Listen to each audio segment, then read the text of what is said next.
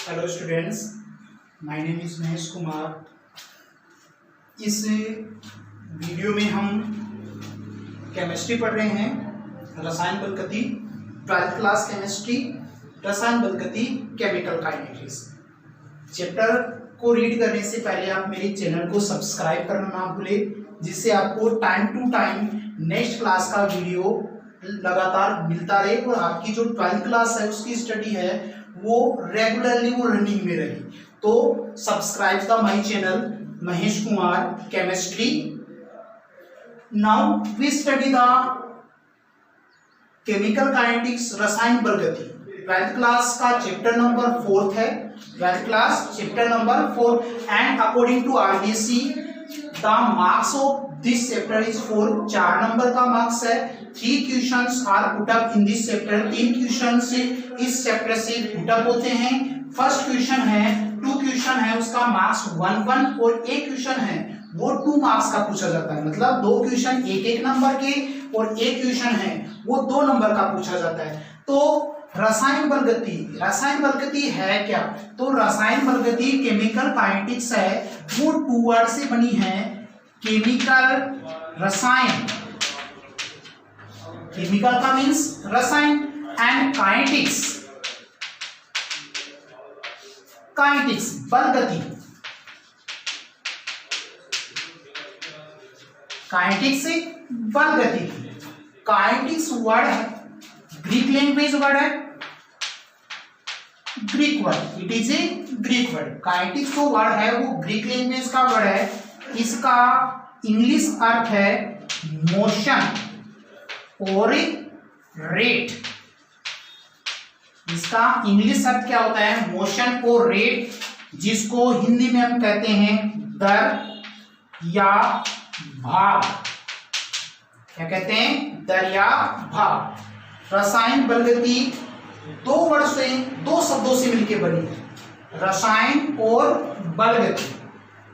बल गति शब्द काइनेटिक्स वर्ड ग्रीक लैंग्वेज का वर्ड है और इसका इंग्लिश जो मीन्स है, इंग्लिश अर्थ है वो होता है मोशन और रेट, जिसका हिंदी अर्थ क्या होता है? दर या भाग या वेग। क्या बोलते हैं? दर या भाग या वेग। तो रसायन बल गति है क्या? रसायन बल गति है क्या? It is a branch of chemistry. यह रसायन विज्ञान की एक ब्रांच है। रसायन बल गति एक रसायन विज्ञान की क्या है कि ब्रांच है, जिसमें हम विभिन्न रासायनिक अभिक्रियाओं के वेग, जिसमें हम विभिन्न रासायनिक अभिक्रियाओं के वेग तथा वेग को प्रभावित करने वाले कारकों का अध्ययन करते हैं। रसायन विज्ञान की वह शाखा जिसमें हम रसायन विज्ञान की वह शाखा जिसमें अभिक्रिया के वेग और दर, अभिक्रिया के वेग और दर तथा इसको प्रभावित करने वाले कारकों का अध्ययन किया जाता है, इसे रसायन बल गति कहते हैं। रसायन बल गति रसायन विज्ञान की वह शाखा जिसमें अभिक्रिया के वेग तथा वेग को प्रभावित करने वाले कारकों का अध्ययन किया जाता है। तो नाउ व्हाट इज वेग? अभिक्रिया वेग, अभिक्रिया वेग। अभिक्रिया वेग क्या होता है? Rate of reaction. अभिक्रिया वेग, रेट ऑफ रिएक्शन। क्या होता है अभिक्रिया वेग? इट इज, इसको हम किसी एक केमिकल एग्जांपल, रिएक्शन के एग्जांपल से एक्सप्लेन करते हैं। A reactant are convert into B, A reactant are convert into B product. A reactant है वो बी प्रोडक्ट का निर्माण करता है। किसी भी रासायनिक अभिक्रिया में अभिकारक है वो उत्पाद का निर्माण करता है। तो ए तो यहाँ पे अभिकारक है, ए क्या है? अभिकारक, और बी क्या है यहाँ पे? उत्पाद। ए अभिकारक और बी क्या है? उत्पाद। इस अभिक्रिया में ए अभिकारक किसमें कन्वर्ट हो रहा है? बी उत्पाद में। जब अभिक्रिया स्टार्ट ही नहीं हो रही है, मतलब इक्वल टू 0 टाइम, जब अभिक्रिया को हमने स्टार्ट ही नहीं किया, तो at T equal to 0 time, जब अभिक्रिया को हमने स्टार्ट ही नहीं किया तो अभिक्रिया में प्रोडक्ट है या उत्पाद है उसकी कंसंट्रेशन उत्पाद कितना बना 0%। जब अभिक्रिया स्टार्ट ही नहीं हुई तो उत्पाद की मात्रा कितनी होगी 0% और अभिकारक कितना होगा 100%। तो एट इक्वल टू 0 टाइम मतलब स्टार्टिंग टाइम, जब अभिक्रिया प्रोग्रेस नहीं हो रही है, अभिक्रिया स्टार्ट नहीं हो रही है, तो अभिकारक की जो सांद्रता वो कितनी होगी 100% होगी और उत्पाद की जो सांद्रता वो कितनी होगी 0%। जब अभिक्रिया को हमने स्टार्ट ही नहीं किया है तो उत्पाद कितना बना 0% बना है और अभिकारक कितना है 100%। एंड आफ्टर टी टाइम, जैसे हमने अभिक्रिया को स्टार्ट कर दिया और आफ्टर टी टाइम का मतलब किसी भी यूनिट टाइम, किसी भी निश्चित समय पर हमने अभिक्रिया का जो वेग है, ठीक है, उसको हम डिटरमाइन कर रहे हैं, निर्धारित कर रहे हैं। तो आफ्टर टी टाइम, ठीक है, निश्चित समय टी टाइम के बाद, आफ्टर टी टाइम बाद means after any one T time means 1 minute, 2 minute, 3 minute, 4 minute, 5 minute, 10 minute, 20 minute, 15 minute means after T time कुछ रिएक्टेंट है, अभिकारक है, वो किस में बदल जाते हैं उत्पाद में। सपोज करो 100 में से 30% अभिकारक में किसमें बदल गए उत्पाद में, तो अभिकारकों की सांद्रता कितनी बचेगी 100 माइनस 70, कितनी बचेगी 100 नेगेटिव 70 इक्वल टू कितना 100 नेगेटिव 30 इक्वल टू कितना 70%। मतलब स्टार्टिंग टाइम जब अभिक्रिया स्टार्ट नहीं हो रही तो अभिकारक कितना था 100% और उत्पाद कितना था 0%। जब अभिक्रिया स्टार्ट हो गई और एनी वन टाइम जैसे 1 minute, 2 minute, 3 minute, 4 minute, 5 minute, 6 minute, 10, 15, 20, 25 है, 30 है, 35, 50 at any one time some reactant कुछ अभिकारक है वो किसमें बदल गए उत्पाद में। सपोज करो 30% अभिकारक है वो किसमें बदल गए उत्पाद में, तो अभिकारकों की शेष सांद्रता कितनी रहेगी 70%। अभिकारकों की शेष सांद्रता कितनी है 70%। तो means when progress the reaction, जब अभिक्रिया आगे की ओर बढ़ रही उत्पाद की ओर, तो अभिकारक और उत्पाद दोनों की सांद्रता में परिवर्तन हो रहा है। अभिकारक स्टार्टिंग में अभिकारक कितना था 0 और अब अभिकारक कितना है 30, ठीक है। अभिकारक है वो स्टार्टिंग में कितना था 100 और अभी कितना है 70। मतलब अभिकारक की स्टार्टिंग में जो t=0 टाइम पे जब अभिक्रिया को हमने स्टार्ट नहीं किया था, जब इसका जो कंसंट्रेशन सांद्रता थी वो कितनी थी 100% थी। लेकिन जब हमने अभिक्रिया को स्टार्ट कर दिया और किसी भी निश्चित समय पर हम अभिक्रिया के वेग को निर्धारित कर रहे हैं, मतलब उसमें कंसंट्रेशन कितनी आ गई निश्चित समय बाद में 70%। मतलब अभिकारक है उसकी सांद्रता में कमी होगी, अभिकारक की सांद्रता में क्या हो रही है कमी, मतलब अभिकारक की सांद्रता में परिवर्तन हो रहा है और साथ ही उत्पाद की सांद्रता में क्या हो रही है वृद्धि हो रही है। तो मतलब उत्पाद की सांद्रता में भी परिवर्तन हो रहा है और अभिकारक की सांद्रता में भी क्या हो रहा है परिवर्तन हो रहा है। इसे हम क्या कहते हैं अभिक्रिया वेग। किसी भी निश्चित समय पर, अब इसकी अगर परिभाषा की बात करें कि अभिक्रिया वेग है क्या, तो किसी भी निश्चित समय टी टाइम, किसी भी निश्चित समय पर अभिकारक और उत्पाद की सांद्रता में होने वाला परिवर्तन अभिक्रिया ही अभिक्रिया वेग कहलाता है। किसी भी निश्चित समय में अभिकारक तथा उत्पाद की सांद्रता में होने वाला परिवर्तन, अभिकारक तथा उत्पाद की सांद्रता में होने वाला परिवर्तन क्या कहलाएगा अभिक्रिया वेग। तो अभिक्रिया वेग है क्या, अभिक्रिया वेग इक्वल टू क्या हो जाएगा अभिकारक व उत्पाद की सांद्रता में परिवर्तन, अभिकारक व उत्पाद की सांद्रता में परिवर्तन अपॉन परिवर्तन में लगा समय। अपोन क्या होगा परिवर्तन में लगा समय, ठीक है। अभिक्रिया वेग इक्वल टू क्या होगा अभिकारक व उत्पाद की सांद्रता में परिवर्तन अपोन परिवर्तन में लगा समय। इसको हम क्या कहेंगे अभिक्रिया वेग। दोबारा ध्यान दें अभिक्रिया वेग क्या है, किसी भी निश्चित समय पर अभिकारक तथा उत्पाद की सांद्रता में होने वाला परिवर्तन। क्या कहलाएगा, अभिक्रिया वेग। अगर इसको फॉर्मूला वाइज सूत्र द्वारा दर्शाएं तो अभिक्रिया वेग इक्वल टू क्या होगा, अभिक्रिया वेग इक्वल टू अभिकारक व उत्पाद की सांद्रता में परिवर्तन अपॉन परिवर्तन में लगा समय। अब यहाँ पे बात करें कि इस अभिक्रिया में अभिकारक की सांद्रता तो क्या हो रही है, घट रही है, यानी अभिकारक की सांद्रता में क्या हो रही है, कमी हो रही है, और उत्पाद की सांद्रता में क्या हो रही है, वृद्धि हो रही है। अभिकारक की सांद्रता में क्या हो रही है, कमी, और उत्पाद की सांद्रता में क्या हो रही है, वृद्धि हो रही है। तो मतलब अभिक्रिया वेग, अभिकारक के लिए अभिक्रिया वेग क्या होगा, तो अभिकारकों का अभिक्रिया वेग, अभिकारकों का अभिक्रिया वेग क्या है, तो अभिकारकों की सांद्रता में क्या हो रही है, कमी, और कमी के लिए हम यहाँ पे कौन सा साइन दर्शाएंगे, नेगेटिव साइन। यहाँ पे नेगेटिव साइन अभिकारकों की सांद्रता में कमी को दर्शा रहा है। तो मीन्स यहाँ नेगेटिव साइन का मतलब क्या है, अभिकारकों की सांद्रता में कमी। तो नेगेटिव अभिकारकों की सांद्रता में परिवर्तन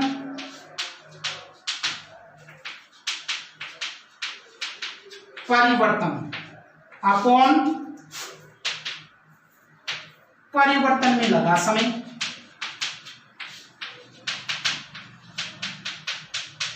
परिवर्तन में लगा समय। अगर इसको गणितीय सूत्र के द्वारा, मैथमेटिकल फॉर्मूला के द्वारा दर्शाएं तो नेगेटिव अभिकारकों की सांद्रता में परिवर्तन, सांद्रता को इंग्लिश में बोलते हैं कंसंट्रेशन, और कंसंट्रेशन का सिंबल क्या होता है, कैपिटल सी, और परिवर्तन को हम डिनोट करेंगे किससे, डेल से।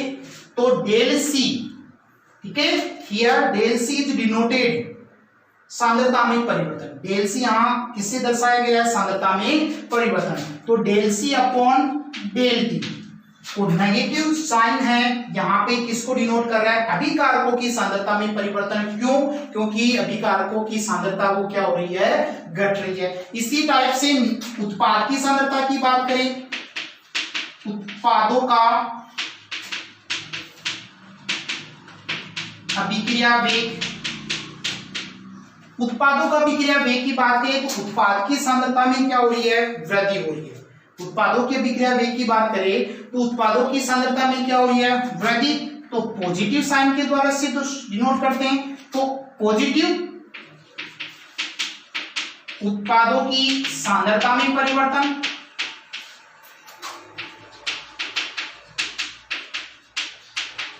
उत्पादों की सांद्रता में परिवर्तन अपॉन परिवर्तन में लगा समय।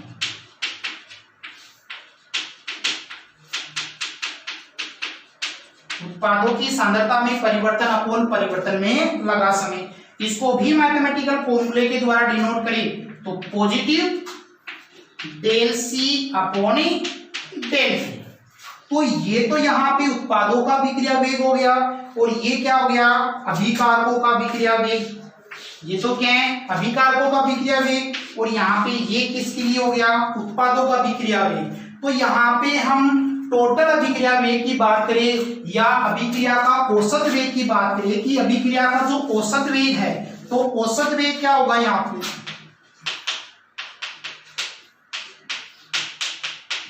तो अभिक्रिया का जो औसत वेग क्या है, तो अभिक्रिया का जो कुल वेग क्या है, यहाँ पे अभिकारकों का वेग भी आएगा और उत्पादों का वेग भी आएगा। तो दोनों जो मैथमेटिकल फॉर्मूला है उसको हम क्या कर देंगे, मिक्स करेंगे। तो positive negative del C upon del T, ये क्या हो जाएगा, अभिक्रिया का क्या हो गया, औसत वेग। ये यहाँ पे क्या है, अभिक्रिया का क्या है, ये औसत वेग। तो अभिक्रिया का जो औसत वेग है, तो यहाँ जो पॉजिटिव साइन है ये किसका वेग होगा, अगर यहाँ पे मैं पॉजिटिव साइन की बात करूं, ओनली पॉजिटिव शो करूं, ठीक है, तो ये हो जाएगा उत्पादों का अभिक्रिया वेग। अगर नेगेटिव साइन ही शो करूं तो ये हो जाएगा अभिक्रिया का औसत वेग। तो मतलब पॉजिटिव नेगेटिव अगर दोनों को मैंने मिक्स कर दिया तो ये क्या हो जाएगा, अभिक्रिया का औसत वेग। अब इसको अगर मैं ग्राफिकल, अगर हम ग्राफ दर्शाएं, और ग्राफ किसके बीच में, कंसंट्रेशन और टाइम के बीच, सांद्रता और समय के बीच, सांद्रता और समय, सांद्रता और समय के बीच में अगर ग्राफ दर्शाएं तो समय यहाँ पर 0 टाइम है और यहाँ पे कंसंट्रेशन कितनी रहेगी 100%।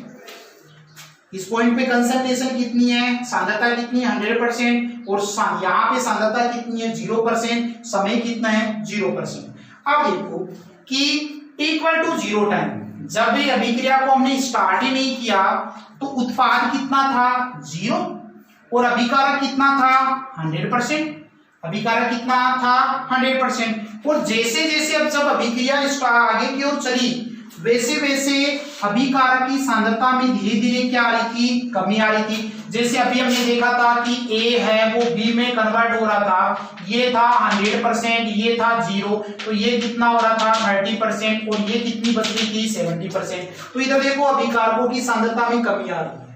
तो धीरे धीरे अभिक्रिया जैसे जैसे आगे बढ़ेगी अभिकारकों की सांद्रता में धीरे धीरे क्या आती जाएगी, कमी आती जाएगी, और वैसे वैसे उत्पादों की सांद्रता में क्या हो गई, वृद्धि होगी। तो ये तो गया रिएक्टेंट और ये किसके लिए है, प्रोडक्ट के लिए।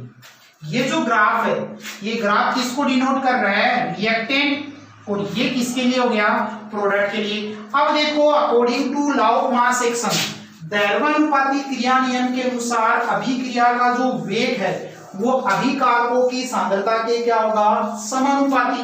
तो दैर्घ्यानुपाती क्रिया नियम के अनुसार, दैर्घ्यानुपाती क्रिया नियम के अनुसार, दैर्घ्यानुपाती क्रिया नियम के अनुसार, तो दैर्घ्यानुपाती क्रिया नियम के अनुसार की बात करें तो अभिक्रिया वेग है वो समानुपाती किसके होगा, अभिकारकों की सांद्रता के।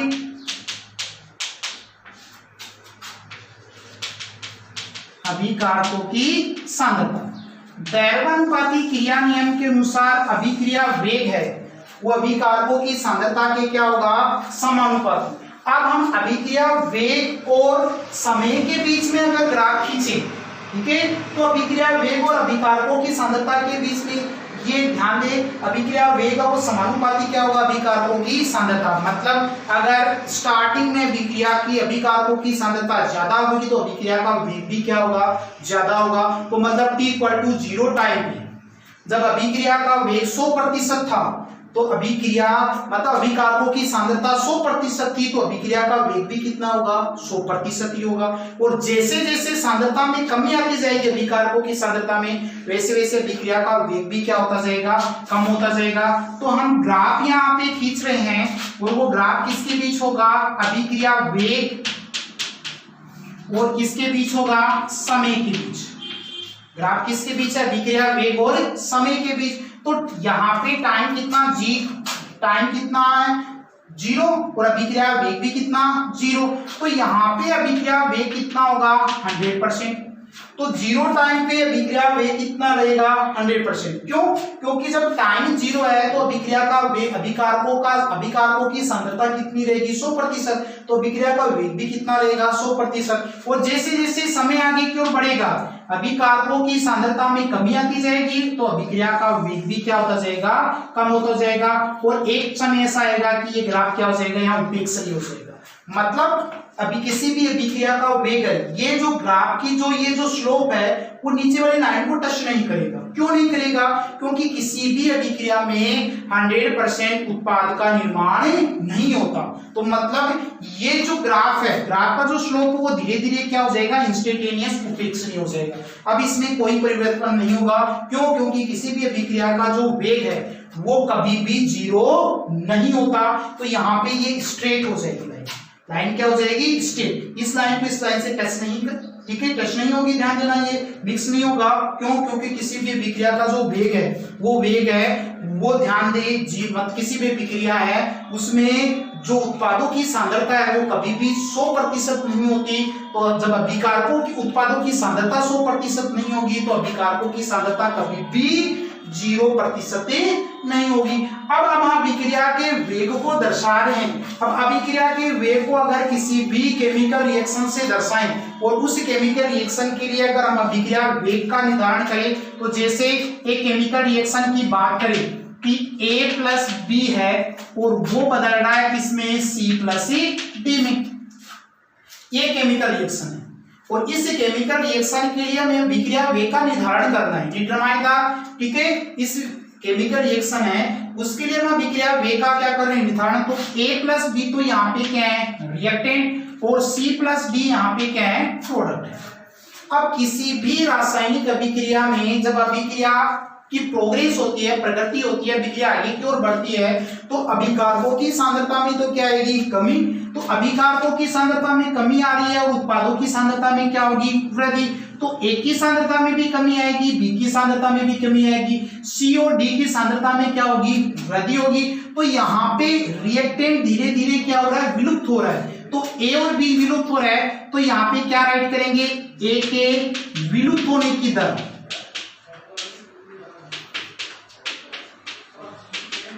A के विलुप्त होने की दर। तो A के विलुप्त होने की दर, तो A विलुप्त हो रहा है तो इसके लिए साइन क्या लेंगे, नेगेटिव, और हमें पता है चेंज हो रहा है तो चेंज के लिए डेल, और यहाँ कंसंट्रेशन किसकी है, A, तो A की कंसंट्रेशन अपॉन dt। यहाँ पे कंसंट्रेशन को बड़े कोष्टक में डिनोट करते हैं, ध्यान दें। तो यहाँ पे इसका मतलब है A की सांद्रता, ठीक है। डेल का मतलब सांद्रता में परिवर्तन, और नेगेटिव साइन का मतलब क्या है, यहाँ पे A की सांद्रता कम हो रही है, ठीक है।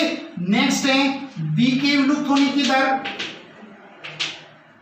ठीक है। तो यहाँ B के विलुप्त होने की दर क्या है, B भी यहाँ रिएक्टेंट है तो इसकी सांद्रता में भी कमी आ रही है, तो negative dB upon dt। B की सांद्रता में भी क्या आ रही है, कमी, तो नेगेटिव dB अपॉन क्या आ जाएगा, dt।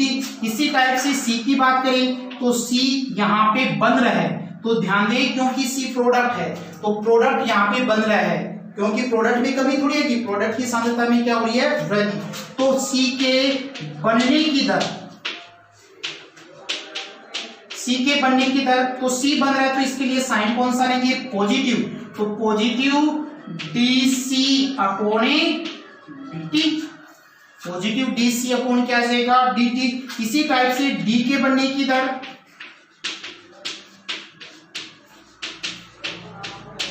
D के बनने की दर, तो पॉजिटिव, इसके लिए भी साइन क्या आएगा, पॉजिटिव, क्योंकि ये भी उत्पाद है, तो dt अपॉन क्या जाएगा, dt। पॉजिटिव dd अपॉन क्या जाएगा, dt। तो इस अभिक्रिया का औसत वेग क्या होगा या कुल वेग क्या होगा, तो औसत वेग, इस अभिक्रिया का जो औसत वेग है वो औसत वेग क्या होगा, नेगेटिव। अब ध्यान दें किसी भी अभिक्रिया में जितना प्रतिशत उत्पाद कम होगा उतना ही प्रोडक्ट का निर्माण, जितना प्रतिशत अभिकारक कम होगा उतना ही उत्पाद का क्या होता है, निर्माण। सपोज करो किसी अभिक्रिया में अगर 20% अभिकारक कम हुआ है तो 20% उत्पाद का क्या हो रहा है, निर्माण हो रहा है। अगर किसी अभिक्रिया में 30% उत्पाद कम हो रहा है तो 30% अभिकारक कम हो रहा है तो 30% उत्पाद का क्या हो रहा है, निर्माण हो रहा है। किसी भी रासायनिक अभिक्रिया में अगर 50% उत्पाद अगर क्या हो रहा है, मतलब अभिकारक कम हो रहा है तो 50% उत्पाद का क्या हो रहा है, निर्माण। तो मतलब बनने की दर और विलुप्त होने की दर दोनों क्या रहती है, बराबर रहती है। बनने की दर और विलुप्त होने की दर क्या रहेगी, बराबर। तो negative dA upon dt equal to negative dB upon dt equal to positive dC upon dt equal to positive dd upon dt। ये इस अभिक्रिया का ये क्या हो गया, कुल वेग हो गया। इस अभिक्रिया का औसत, इस अभिक्रिया का औसत वेग क्या हो गया, ये हो गया। अब इस अभिक्रिया में हमें यहाँ पे A, B, C और D उसके कोई नंबर ऑफ मोल्स नहीं दे रहे, कोई नंबर ऑफ मोल्स नहीं है। तो अगर अभिक्रिया में हमें A, B, C, D अगर इसके नंबर ऑफ मोल्स दे दें, क्या दे दें, नंबर ऑफ मोल्स। जैसे इसी अभिक्रिया को हम इस टाइप से डिनोट करें, जैसे एग्जांपल सेकंड में अगर नंबर ऑफ मोल्स दे दें, जैसे N1A प्लस N2B और कन्वर्ट हो रहा है किसमें, M1C प्लस M2D में, किसमें कन्वर्ट हो रहा है, N1। तो ध्यान दें N1 यहाँ पे A के मोलों की संख्या, N2 यहाँ पे B के मोलों की संख्या, M1 यहाँ पे C के मोलों की संख्या और M2 यहाँ पे क्या होगा D के मोलों की संख्या। अगर अभिक्रिया में अभिकारक और उत्पाद के नंबर ऑफ मोल्स दे रखे हैं, आपको मोलों की संख्या दे रखी है, तो अभिक्रिया का वेग है वो केवल एक मोल के लिए ही निर्धारित किया जाता है। तो एक मोल के लिए ही अभिक्रिया का वेग हम यहाँ पे क्या करेंगे, निर्धारित करेंगे। तो A है यहाँ पे, ये तो रिएक्टेंट हो गया और ये क्या है यहाँ पे प्रोडक्ट हो गया। N1A प्लस N2B तो अभिकारक है और M1C प्लस M2D यहाँ पे क्या है उत्पाद। तो अभी जैसे जैसे अभिक्रिया आगे बढ़ेगी तो अभिकारकों की सांद्रता में तो कमी आएगी, तो अभिकारक तो धीरे धीरे क्या होंगे, विलुप्त होंगे और उत्पादक का धीरे धीरे क्या होगा, निर्माण होगा। तो वही A के विलुप्त होने की दर,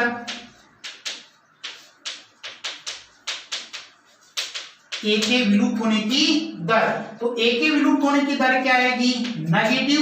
एक मोल के लिए ले तो यहाँ पे टोटल नंबर ऑफ मोल्स कितने M1, और एक मोल के लिए ले तो क्या लेंगे 1/N1। एक मोल के लिए निर्धारित करें तो हमें पता है कि कुल मोलों में एक में कुल मोलों का क्या लगा दो, भाग दिया, उसको क्या कर दो, से डिवाइड कर दो। तो नेगेटिव 1/N1 dA/dt। तो ये क्या हो जाएगा, A के विलुप्त होने की दर। नेक्स्ट है B के विलुप्त होने की दर।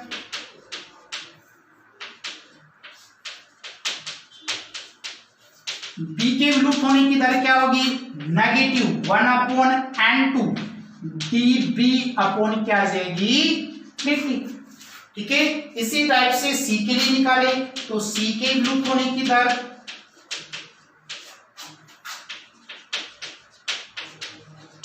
C के विलुप्त होने की दर क्या रहेगी, नेगेटिव C बन रहा है, C के बनने की दर है, C के बनने की दर, क्योंकि C प्रोडक्ट है तो C का क्या हो रहा है, निर्माण। तो C के बनने की दर क्या आएगी, पॉजिटिव 1/M1 dC/dt। इसी टाइप से D भी बन रहा है तो D के बनने की दर क्या आ जाएगी, पॉजिटिव 1/M2 dd/dt। क्या आ जाएगा, पॉजिटिव 1/M2 dd अपॉन क्या आ जाएगा dt। तो इस अभिक्रिया का औसत वेग क्या होगा, तो औसत वेग क्या होगा इस अभिक्रिया का, क्या होगा, negative 1/N1 dA/dt equal to negative 1/N2 dB/dt equal to positive 1/M1 dC/dt equal to positive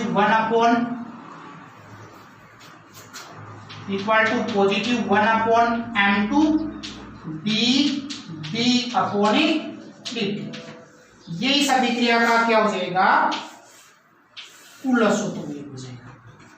क्या हो गया, कुल औसत वेग। इस अभिक्रिया का कुल औसत वेग ये होगा। अब हम किसी भी केमिकल रिएक्शन है, किसी भी केमिकल रिएक्शन है, उसके अभिक्रिया वेग को हम आसानी से क्या कर सकते हैं, निर्धारित कर सकते हैं। कैसे, जैसे हम एग्जांपल, तीसरा एग्जांपल एक रिएक्शन है, केमिकल रिएक्शन है, 5Br negative plus BrO3 negative plus 6H positive, और ये किसमें बदल रहा है, 3Br2 प्लस 3H2O। इस अभिक्रिया के लिए अगर हम अभिक्रिया वेग निर्धारित करें या औसत वेग निर्धारित करें तो इस अभिक्रिया के लिए औसत वेग क्या आएगा, तो ध्यान दें यहाँ पे ये तो क्या है अभिकारक और ये क्या है यहाँ पे उत्पाद प्रोडक्ट है। तो अभिकारकों की सांद्रता में तो क्या आएगी, कमी, और उत्पादों की सांद्रता में क्या आएगी, वृद्धि। तो अभिकारक तो धीरे धीरे क्या होंगे, विलुप्त होंगे, और उत्पाद धीरे धीरे क्या होंगे, बनेंगे। तो ये तो विलुप्त होने की दर आएगी और ये क्या आएगी, बनने की दर। विलुप्त होने की दर को किससे डिनोट करेंगे, नेगेटिव से, और बनने की दर को किससे डिनोट करेंगे, पॉजिटिव से। तो पहले हम इसके लिए Br नेगेटिव की बात करें तो औसत वेग इक्वल टू क्या हो जाएगा, नेगेटिव, ठीक है, 1/5 dBr नेगेटिव अपॉन dt। ठीक है, Br नेगेटिव अपॉन dt।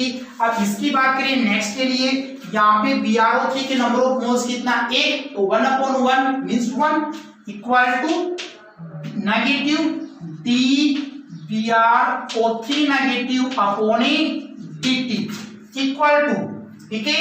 अब यहाँ पे H प्लस आयन के कुल मोल कितने हैं 6 मोल। 1 मोल के लिए बात करें तो negative 1/6 DH positive upon dt equal to, अब हमें पता है कि बनने की दर और विलुप्त होने की दर दोनों क्या होती है बराबर, तो प्रोडक्ट है यहाँ पे बन रहा है, तो बनने के लिए साइन क्या लेंगे पॉजिटिव। कितने मोल्स है प्रोडक्ट के 3 मोल्स, 1 मोल के लिए ले तो 1/3 dBr2 अपॉन क्या आएगा dt इक्वल टू पॉजिटिव। यहाँ पे H2O भी बन रहा है, H2 के नंबर ऑफ मोल्स कितने 3 मोल, 1 मोल के लिए पार्टिकुलर मोल्स के लिए तो पॉजिटिव 1/3 dH2O अपॉन क्या जाएगा dt। इस अभिक्रिया का औसत वेग है, इस अभिक्रिया का औसत वेग कौन सा होगा ये है, इस अभिक्रिया का ये क्या है औसत वेग। अब आपको प्रैक्टिस के लिए कुछ केमिकल रिएक्शन दे रहे हैं, आपको खुद को प्रैक्टिस करनी है। N2 plus thrice H2 twice NH3, इस अभिक्रिया का आपको औसत वेग निकालना है। दूसरा H2 प्लस 1/2 O2 H2O, इस अभिक्रिया को आपको क्या करना है औसत वेग निकालना है। दोनों अभिक्रियाओं के लिए आपको औसत वेग का क्या करना है निर्धारण करना है, और नेक्स्ट क्लास है उसमें हम चेक करेंगे कि इन दोनों अभिक्रियाओं के लिए औसत वेग क्या होगा। अब नेक्स्ट ये तो था औसत वेग, अब दूसरे वेग की बात करें। एक वेग होता है प्रारंभिक वेग,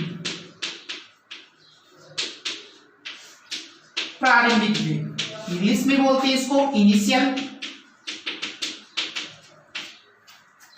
इनिशियल रेट। कि इनिशियल रेट क्या है, प्रारंभिक वेग क्या है, तो मतलब अभी हमने किसी भी अभिक्रिया की बात की तो किसी भी अभिक्रिया का इनिशियल रेट क्या है, तो इधर देखो हमने इस टाइप का एक ग्राफ देखा था, रेट ऑफ रिएक्शन और टाइम के बीच में, रेट ऑफ रिएक्शन और टाइम के बीच, रेट ऑफ रिएक्शन और टाइम के बीच में हमने इस टाइप का ग्राफ देखा था। तो हमें पता है कि जब द्रव्यानुपाती क्रिया नियम के अनुसार किसी भी अभिक्रिया का वेग वो विकारकों की सांद्रता के क्या होता है समानुपाती। तो यहाँ पे t इक्वल टू 0 टाइम पे विकारकों की सांद्रता कितनी रहेगी, इस पॉइंट पे कितनी है, सपोज करो 100% कितनी है 100%। तो इस पॉइंट ए पे, ये जो पॉइंट ए है ठीक है, और धीरे धीरे सांद्रता डिक्रीज हो ही रही थी, तो ये जो पॉइंट ए है, इस पॉइंट ए के ऊपर जो वेग है उसी को हम क्या बोलते हैं प्रारंभिक वेग।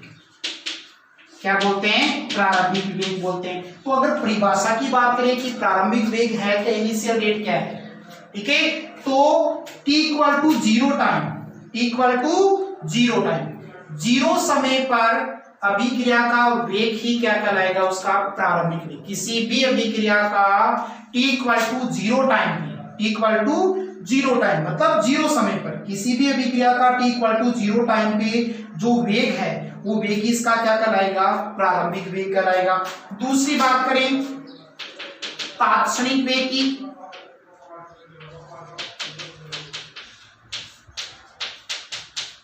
किसकी बात कर रहे हैं तात्क्षणिक वेग। तात्क्षणिक वेग में मतलब तात्क्षणिक नाम से स्पष्ट है, तत्काल मतलब किसी भी निश्चित समय पर, किसी भी निश्चित समय पर अभिक्रिया का जो वेग है उसको हम क्या कहते हैं, उस अभिक्रिया का क्या कहलाएंगे तात्क्षणिक वेग। किसी भी निश्चित समय, निश्चित समय का मतलब 1 2 3 4 5 6 10 20 कितने भी टाइम पे।